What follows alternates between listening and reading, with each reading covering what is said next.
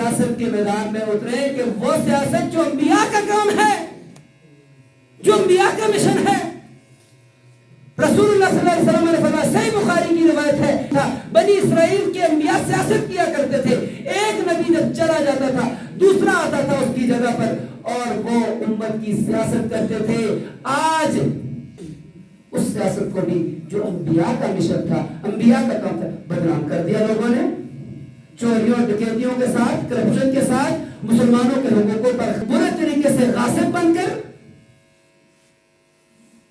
اور مسلمانوں کا خون چوس کر، ان کی جمع پوچھی خون پسینے کی کمائی کو ان کے جیبوں سے کھینچ کر سیاست کو بدنام کر دیا۔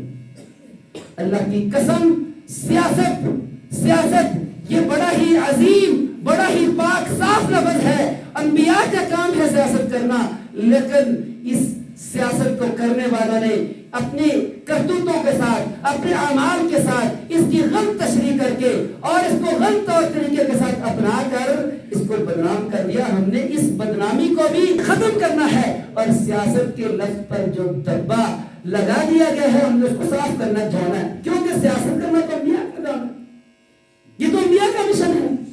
آئیں جڑے اس جماعت کے ساتھ کہ جو ان تمام کے تمام جو غلط کام ہیں، جو مسلمانوں کے نقصان کے اندر ہیں، کفار کے فائدے کے اندر ہیں، اس سے ہٹ کر ہر وقت مسلمانوں کا فائدہ سوچنے والی، مسلمانوں کا درد محسوس کرنے والی، ان کی مدد کرنے والی، ان کو جہالت کے اندھیروں سے نکالنے کے لیے منہج صحابہ پر دعوت کا کام کرنے والی اور ظلم کے اندر پسنے والے لوگوں کو اس ظلم سے بچانے کے لیے منہج صحابہ پر جہاد کا علم بلند کرنے والی، اور پھر انبیاء کے کام سیاست کے اوپر دبے کو صاف کرنے کے لیے سیاست کے میدان میں اترنے والی جماعت ہے، اس کے ساتھ کھڑے ہو، اس کے ساتھ تحقیق کریں، حق کو پہچانیں، اس جماعت کا حصہ بنے جو اس منہج پر چل رہی ہے، نبی کے منہج پر، صحابہ کے منہج پر، تابعین کے منہج پر۔ اور وہ منہج کیا ہے؟ محمد رسول اللہ والذین معہ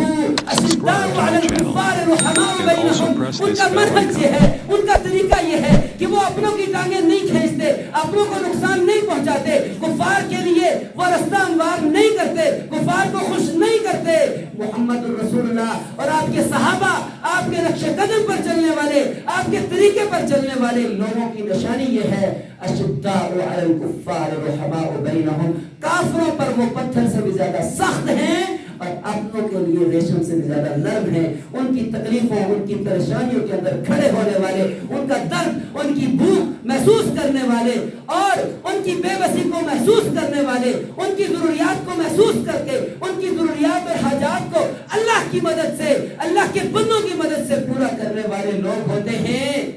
کفار کے لیے کوئی نرمی نہیں ہے اور اپنوں کے لیے کوئی سختی نہیں ہے، نہ دعوت کے میدان میں فتوے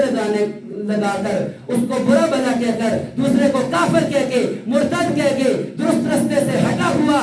کہہ کر، اس کو پریشان کر کے، اس کو ذلیل و رسوا کر کے، اس کو دین سے دور کرنا، یہ ان کا مشن نہیں ہے۔ گروہ اور فرقہ بندی ان کا مشن نہیں ہے۔ ان کا اگر مشن ہے تو امت وحدہ، ایک امت بنانا، وہی امت جو صحابہ کی امت تھی، صحابہ کی جماعت تھی، وہی جماعت بنانا جو تابعین اور سلف صالحین کی جماعت تھی۔ اشداء علی الکفار رحماء بینہم، کافروں کے لیے سختی اور اپنوں کے لیے نرمی، یہ ان کا مشن ہے۔ اور یہی علامہ اقبال نے اس منہج پر چلنے والے لوگوں کی عکاسی کرتے ہوئے کہا تھا، ہو حلقہ یاراں تو بریشم کی طرح نرم، ہو حلقہ یاراں تو بریشم کی طرح نرم، رزم حق و باطل ہو تو فولاد ہے مومن۔